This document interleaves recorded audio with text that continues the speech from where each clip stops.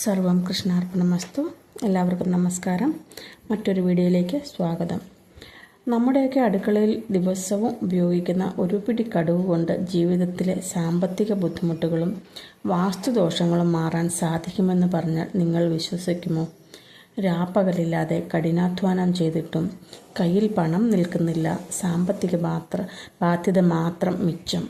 വീട്ടിൽ ഓരോരോ പ്രശ്നങ്ങൾ, അസ്വസ്ഥതകൾ എന്ന് പരാതി പറയുന്നവർ ഈ കാര്യം ഒന്ന് ശ്രദ്ധിച്ച് കേൾക്കുക. ഒരുപാട് പേർ പരീക്ഷിച്ച് ചെയ്തു നോക്കിയിട്ട് ഫലം കണ്ട ഒരു കാര്യമാണ് ഇത്. എത്രയൊക്കെ ശ്രമിച്ചിട്ടും പ്രയത്നിച്ചിട്ടും കടബാധ്യതകൾ തീരുന്നില്ലേ എങ്കിൽ എപ്പോഴും വീട്ടിൽ ഒരു കാരണവുമില്ലാതെ വഴക്കും വക്കാണവും ഓരോ നെഗറ്റീവ് എനർജിയും ആണോ എങ്കിൽ അതിന് കാരണം നിങ്ങളുടെ വീടിൻ്റെ വാസ്തു പ്രശ്നങ്ങൾ ആയിരിക്കാം. ഇതിനെല്ലാം പരിഹാരമായി നമ്മുടെ വീട്ടിൽ തന്നെയുള്ള ഒരു ചെറിയ വസ്തു ഉപയോഗിച്ച് നിങ്ങൾക്ക് ചെയ്യാൻ പറ്റുന്ന ഒരു കാര്യം പറഞ്ഞു തരാം. ചെയ്തു നോക്കൂ. അത്ഭുതകരമായ മാറ്റം നിങ്ങൾക്ക് അനുഭവിച്ചറിയാൻ സാധിക്കും. അത് എന്താണെന്ന് പറയാം.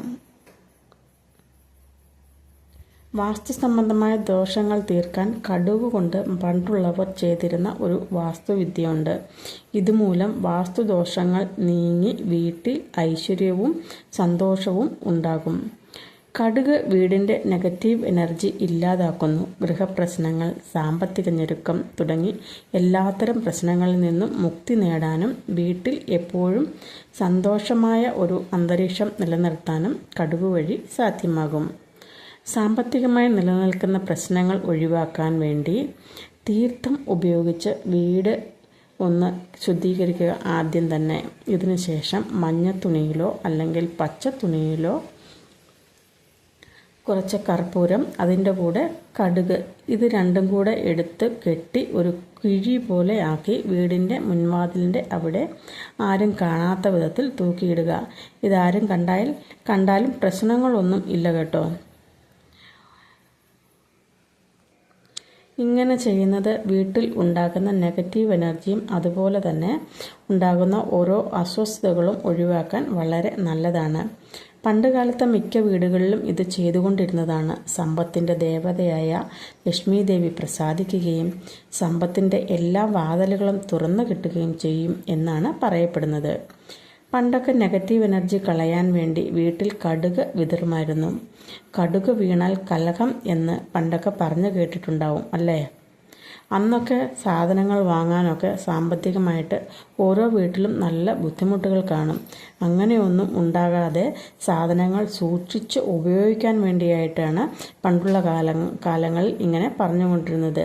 കടുക് ചിതറിയാൽ കലഹം ഉണ്ടാവും എന്ന്. ഇതൊക്കെ ചുമ്മാ പറയുന്ന കാര്യങ്ങളാണ്. ഇനി തീർത്താലും തീരാത്ത കടബാധ്യത കൊണ്ട് നിങ്ങൾ വിഷമിക്കുന്നുണ്ടോ? ശമ്പളം കിട്ടിയ പൈസ കയ്യിൽ നിൽക്കാതെ പോകുന്നുണ്ടോ? അതിനും കടുക് കൊണ്ട് ഒരു പരിഹാരമുണ്ട്. ഒരു 100 ഗ്രാം കടുക് മാത്രം മതി ഇതിനു വേണ്ടി. ഒരു 100 ഗ്രാം കടുക് വാങ്ങിക്കുക. നമ്മുടെ വീട്ടിൽ ഇരിക്കുന്നത് എടുക്കണ്ട കേട്ടോ. പിന്നെ നല്ലതുപോലെ കഴുകി ഒരു പാത്രത്തിൽ, അല്ലെങ്കിൽ ഏറ്റവും നല്ലത് പുതിയതായിട്ട് ചെറിയ ഒരു പ്ലാസ്റ്റിക് പാത്രം വാങ്ങുന്നതായിരിക്കും നല്ലത്. അടപ്പുള്ള പാത്രം ആയിരിക്കണം. ഇനി അടുത്തതായിട്ട് വേണ്ടത് 5 രൂപ നാണയമാണ്. 5 രൂപയാണെങ്കിൽ അതാണ് ഏറ്റവും നല്ലത്. ഈ കടുകിൻ്റെ എല്ലാ കർമ്മങ്ങളും ചെയ്യേണ്ടത് വെള്ളിയാഴ്ച അല്ലെങ്കിൽ ചൊവ്വാഴ്ച ദിവസമാണ് കേട്ടോ. മഹാലക്ഷ്മി പ്രീതിക്ക് ഏറ്റവും നല്ല ദിവസം ആയതുകൊണ്ടാണ് പറയുന്നത്. ഇത് ഇങ്ങനെ 4 ആഴ്ച ഓരോ കോയിൻ വെച്ച് ചൊവ്വ വെള്ളി ഇങ്ങനെ മാറി മാറി കടുക് പാത്രത്തിൽ ഇട്ട് വയ്ക്കുക. അപ്പോൾ ഒരു മാസം ആകുമ്പോൾ 8 എണ്ണമാകും. അതായത് 40 രൂപ. 8ാമത്തെ ആഴ്ച വരുമ്പോൾ ചൊവ്വാഴ്ച ആണെങ്കിൽ ആ വരുന്ന വെള്ളിയാഴ്ച മാത്രം ആ പൈസ എടുക്കാവുന്നതാണ്. എന്നിട്ട് ഏതെങ്കിലും ക്ഷേത്രത്തിലെ ഭണ്ഡാരത്തിൽ സമർപ്പിക്കുകയോ അല്ലെങ്കിൽ ആർക്കെങ്കിലും ആ പൈസ ദാനമായി നൽകുകയോ ചെയ്യാവുന്നതാണ്. ഈ പൈസ നമ്മുടെ ആവശ്യത്തിന് ഉപയോഗിക്കാൻ പാടില്ല. അത് പാവപ്പെട്ട ആർക്കെങ്കിലും ഒരു നേരത്തെ ഭക്ഷണം കഴിക്കാനോ എന്തെങ്കിലും ആവശ്യത്തിനായോ കൊടുക്കുക. പിന്നെ അടുത്ത സംശയം, ഈ പാത്രം എവിടെയാണ് വെക്കേണ്ടത് എന്നാണ്. പൂജാമുറിയിൽ വെച്ചു കഴിഞ്ഞാൽ സ്ത്രീകളാണ് ഈ കർമ്മം ചെയ്യുന്നതെങ്കിൽ അശുദ്ധിയാകുന്ന സമയത്ത് പൂജാമുറിയിൽ കയറാൻ സാധിക്കുകയില്ലല്ലോ. അതുകൊണ്ട് വൃത്തിയുള്ള സ്ഥലത്ത് ഈ പാത്രം വെക്കുക. കോയിൻ കടുകിൽ ഇടുമ്പോൾ മറ്റാർക്കും കാണാൻ പറ്റാത്ത വിധത്തിൽ നല്ലപോലെ അതിലേക്ക് ആഴ്ത്തി പൂഴ്ത്തി ഇടാനായിട്ട് ശ്രമിക്കണം കേട്ടോ. ഇത് ചെയ്തു തുടങ്ങിയാൽ ഈ 8 ആഴ്ചയും മുടങ്ങാതെ ചെയ്യണം. അങ്ങനെ മുടങ്ങുകയാണെങ്കിൽ വീണ്ടും ഇത് തന്നെ ആവർത്തിക്കരുത്. പുതുതായിട്ട് തന്നെ മുടങ്ങിപ്പോയാൽ ഇത് വീണ്ടും തുടങ്ങുന്നത് തന്നെയാണ് നല്ലത്. ഈ കർമ്മം പൂർത്തിയാക്കി നമ്മൾ ഈ നാണയം ഈ പാത്രത്തിൽ നിന്ന് എടുക്കുന്ന സമയം രാഹുകാലം അല്ലാതിരിക്കാൻ ശ്രദ്ധിക്കണം. രാഹുകാലത്ത് ഈ കോയിൻ എടുക്കാൻ പാടില്ല. ചൊവ്വാഴ്ച ആയാലും വെള്ളിയാഴ്ച ആയാലും രാവിലെയോ വൈകിട്ടോ ആണെങ്കിൽ പ്രശ്നമില്ല. നിങ്ങൾ എല്ലാവരും ഈ കർമ്മം ഒന്ന് ചെയ്തു നോക്കൂ. നിങ്ങളുടെ ജീവിതത്തിൽ അനുഭവിച്ചു കൊണ്ടിരിക്കുന്ന സാമ്പത്തിക പ്രശ്നത്തിന് എത്രയും പെട്ടെന്ന് ഒരു മാറ്റം ഉണ്ടാകും.